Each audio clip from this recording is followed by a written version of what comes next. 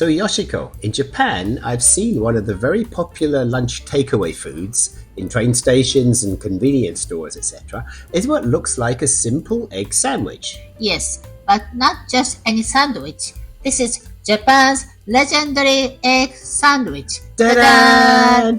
Wow! And today we're making this authentic Japanese egg sandwich and turning the bread crusts into a nostalgic sweet snack to go with it. No waste and double delicious. And tell us, why is it so popular in Japan? It's simple and tasty.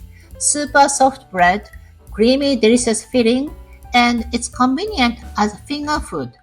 Once you try it, you will be hooked. Alright, I'm ready to be converted, so let's cook. So first we add 1 teaspoon of salt and 2 eggs into a pot with cold water. And we turn the water on and heat up to medium, and once it starts boiling, simmer for about 12 minutes. After that, transfer immediately to cold water.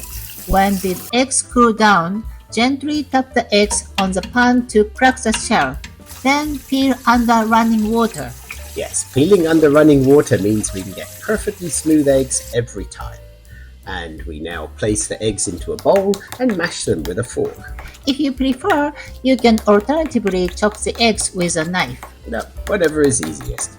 So, and then we add 3 tablespoons of Kewpie mayonnaise, half a teaspoon of salt, half a teaspoon of black pepper, and preferably fresh ground pepper, right? Yes, to make it creamy, you need at least 3 tablespoons of mayonnaise. As an option, you could also add half teaspoon of mustard.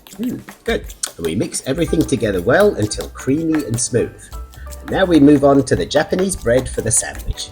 Yes, you can find this white sliced bread at Japanese grocery stores.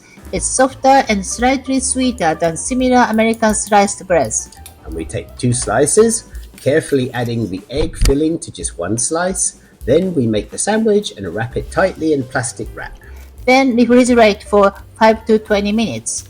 So the bread and egg mixture have time to become best friends. Yes, they bond together beautifully. Now it's time to trim off the crust. Cut right through the plastic wrap with a sharp knife. Also, make sure you wipe the knife with a moist paper towel each time you cut the bread. Ah, that's the secret for a clean precision cut every time. Once all the crusts have been removed, slice the sandwich in half. Yay! Japanese egg sandwich is now done. But wait, what about the crusts? Are we throwing them away? Absolutely not. I never like to waste food. We are making a bonus snack with the leftovers. Oh, right. And to do this, we heat vegetable oil on high in a pan, waiting until the oil gets hot enough to deep fry. Then we drop in the bread crusts and deep fry them until they're golden brown. Then quickly remove them from the oil. Then, while they're still hot, sprinkle the fried crust with sugar to taste. And that's it. Wow, that looks really good. And they're remarkably quick and easy to make. Yes, and this dish is very nostalgic to me. My mother made this for me when I was a child, and I made it for my son in his teenage years, and he loved it too. Ah, so this recipe comes with many happy memories over the generations for you. That's great. The uncooked bread crust can also be stored in the freezer. I sometimes freeze them down and then make this snack when I am in the mood. So egg sandwich for lunch and sweet crispy snack for dessert. That sounds like a happy Tokyo flavors kind of meal. Yes, and the fried crusts are best while they are still warm. Let's eat while they are hot. Itadakimasu! Love Japanese food? Let's make it easy at home. Hit subscribe, turn on notifications, and check out our website for more tips and recipes. If you enjoyed this video, give us a thumbs up and share it with your friends.